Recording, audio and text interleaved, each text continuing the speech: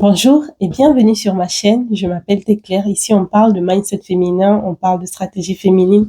Et le but est simple, c'est vraiment d'avoir la vie la plus agréable possible en nos propres termes. Si c'est la première fois que vous êtes sur cette chaîne, bienvenue. Je travaille dans la finance depuis plus de bientôt 8 ans.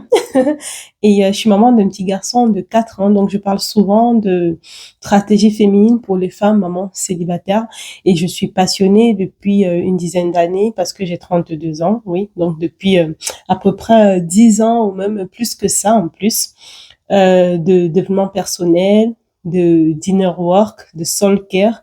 Donc c'est plus que du développement personnel, c'est vraiment du travail intérieur qui se voit à l'extérieur et aussi c'est très pratique. J'aimerais qu'on parle aujourd'hui d'un sujet. Donc, j'ai fait une vidéo récemment. Vous avez vu comment je suis constante. En fait, je me suis donné un petit défi de faire des vidéos une fois tous les 2 jours. Ou bien une fois tous les 2 jours à peu près. Mais je suis contente déjà d'être là. Qu'est-ce que je voulais dire? Je voulais dire que on va parler aujourd'hui des 4 visages. Donc, j'ai souligné 4 visages de l'autosabotage chez les femmes. Oui, parce que nous les femmes, vous avez vu dans la vidéo précédente, on parlait des peurs qu'on a d'oser, de vivre, de réussir, d'aller vers nos désirs.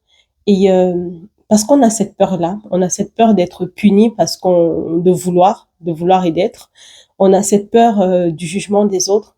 D'une façon ou d'une autre, on s'auto-sabote. La peur et l'auto-sabotage vont souvent côte à côte, hein, sont souvent ensemble.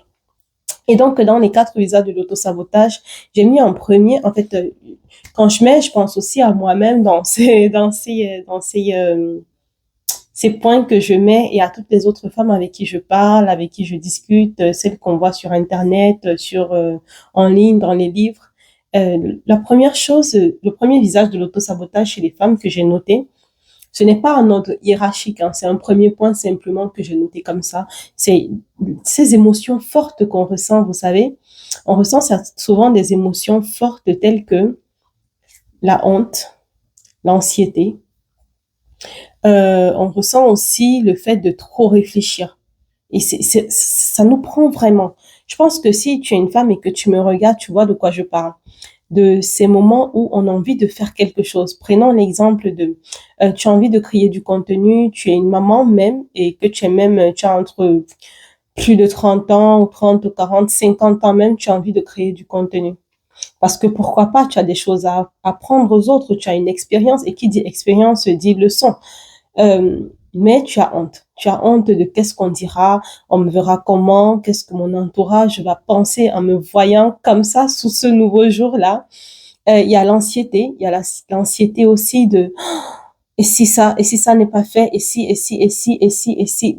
si c'est interminable en plus. Et trop réfléchir. On réfléchit beaucoup trop de la faisabilité parce qu'on est des femmes, parce qu'on est des mamans, parce on est dans un foyer, parce que bah on a d'autres comment dire, on a d'autres responsabilités. Donc il y a ça on s'auto-sabote par ça parce qu'on réfléchit beaucoup trop au lieu de se lancer. On gamberge dans notre tête, on a honte du regard des autres. Donc, je vais pas radoter, je vais passer directement à la deuxième raison parce que je veux pas que cette vidéo soit trop longue. Donc, du coup, la deuxième raison, c'est le fait de réserver vraiment le temps et l'énergie résiduelle pour nos projets. Ah, ça, je suis sûre que si tu m'écoutes, tu es une femme, une maman, tu vas voir de quoi je parle. On fait la journée type.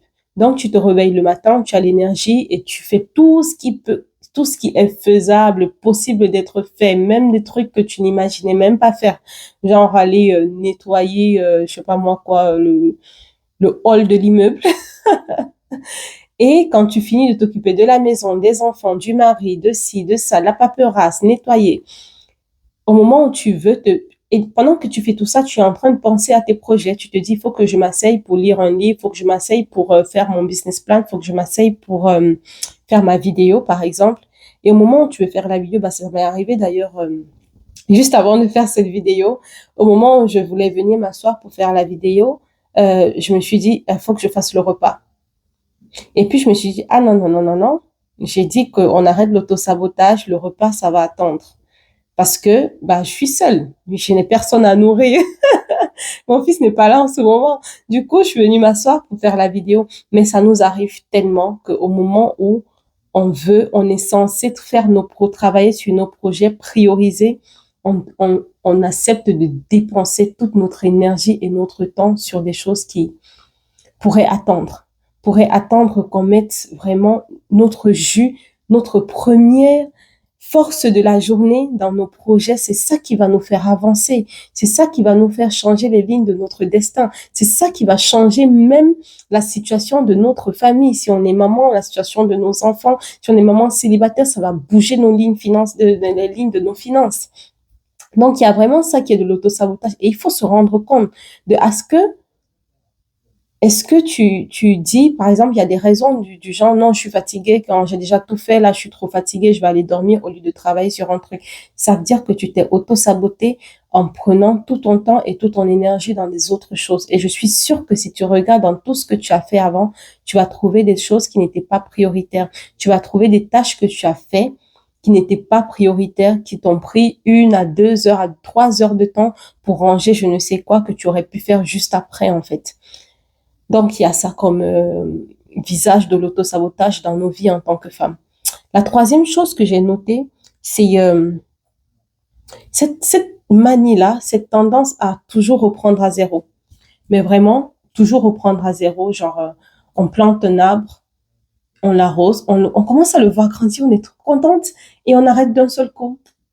On fait comme, on prend un ciseau, une limite, on prend une taille-haie, on coupe l'arbre et on reprend à zéro.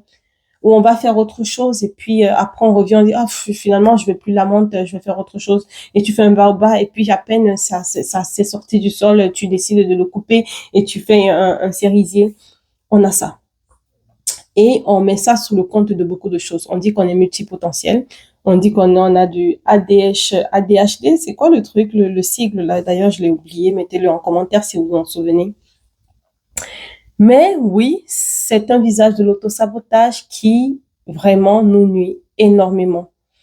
Parce que on ne peut pas, en essayant d'avancer sur tout, on finit par ne rien faire. Et là, ce n'est même pas essayer d'avancer sur tout. C'est que on se laisse beaucoup trop aller par l'excitation, la première excitation d'un projet. Et je pense que ce qu'on oublie en tant que femme, c'est qu'il est possible aussi pour nous, femmes, de créer des projets d'envergure, de créer des empires et de les passer à nos enfants.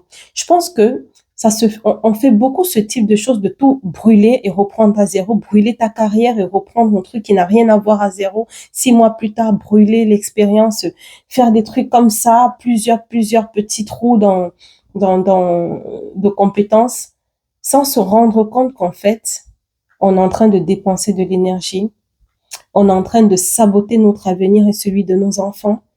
Parce qu'ils méritent, oui. Même si c'est pas pour nous, ils méritent de nous voir aller au bout des choses, créer un grand truc et le leur passer.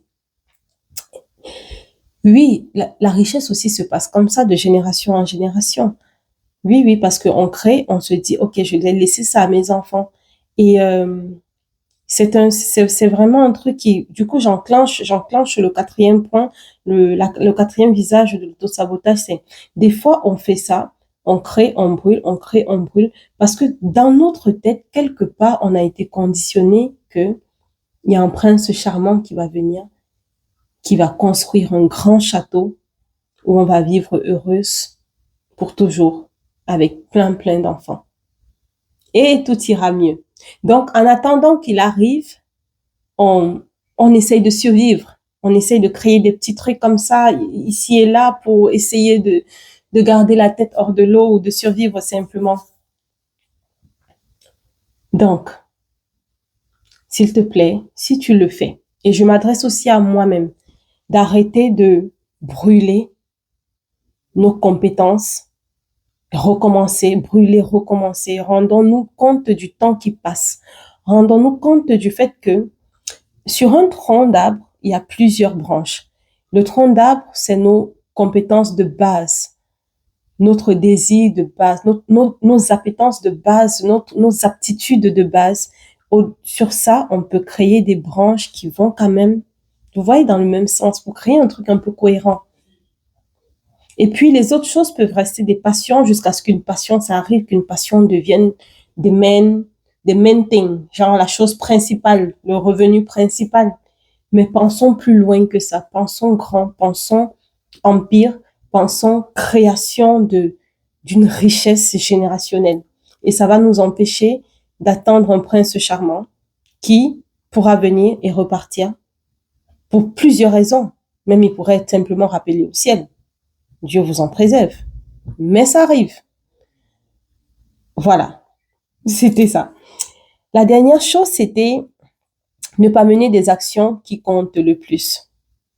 Et je pense que je vais faire carrément une vidéo là-dessus. Parce que je pense que c'est pareil que faire plein de choses et puis revenir donner sa dernière énergie. Mais là, c'est que pendant que tu mènes des actions qui doivent changer les lignes de ton destin, qui doivent t'amener plus loin, qui doivent vraiment avoir de l'impact significatif dans ta vie, tu fais des choses qui ne comptent pas tant que ça. Tu fais des choses qui ne bougent pas vraiment les lignes du destin. Et je sais que tu peux penser à ça. Parce que moi, je considère comme ça qu'il y a des actions un peu latérales. Genre, tu vas être en train de faire un business plan pendant 6 mois. Et jamais tu ne vas prendre un rendez-vous à la banque. Il y a des actions qui sont vraiment, genre, qui sont plus, qui vont en hauteur, plus impactantes. Comme faire le produit et le mettre en ligne. Je vais parler pour mon cas personnel et je me reconnais dedans et j'en parle parce qu'on parle de nos vies. Sur cette chaîne, plusieurs fois, j'ai voulu mettre en ligne un produit et je l'ai repoussé. Je l'ai repoussé jusqu'à ce que sur TikTok, du coup, j'ai ma chaîne TikTok et là-bas, il y a plusieurs femmes qui m'écrivent inbox que je suis. Et en les suivant, je me rends compte que je suis déjà en train de mettre sur pied, genre, je travaille avec ce fameux produit. Quand je dis produit, c'était simplement une formation en ligne, même pas comme oui, on peut dire une formation. Vous voyez à quel point on se diminue. Genre, je suis en train d'essayer Pourtant, c'est ça. C'est simplement ça. C'est faire des actions, mettre le produit sur le marché, faire ce qu'il faut pour bouger les lignes, pour vraiment aller faire un pas concret vers notre projet. Bah, c'est simplement ça. Mais on s'auto-sabote parce qu'on ne mène pas les actions concrètes. On tourne autour du pot. On fait des choses qui n'ont pas vraiment, vraiment d'impact. Donc, je nous interpelle vraiment à faire une introspection, trouver ce que nos points faibles, quelles sont les choses que nous faisons qui nous auto-sabotent ou nous auto-sabotons notre avenir, l'avenir de notre famille, l'impact qu'on peut avoir dans le monde. Oui, c'est le plus important, c'est que tout ce qu'on veut faire, de toute façon, nous les femmes, on est généreuses, c'est pour avoir un impact dans le monde. Ne privons pas l'humanité de ça, de nos bénédictions, de ce qu'on peut apporter comme qualité, de ce qu'on peut apporter comme nouveauté, comme faveur, comme produit qui va vraiment changer plusieurs vies. Ne privons pas le monde de ça en nous auto-sabotant. Bon, merci de m'avoir écouté. Ça m'a fait plaisir vraiment de partager ce moment avec vous. N'hésitez pas à liker, à vous abonner, à me laisser un commentaire, même si c'est un cœur. S'il vous plaît, laissez-moi un commentaire. À bientôt pour une prochaine vidéo. Au revoir.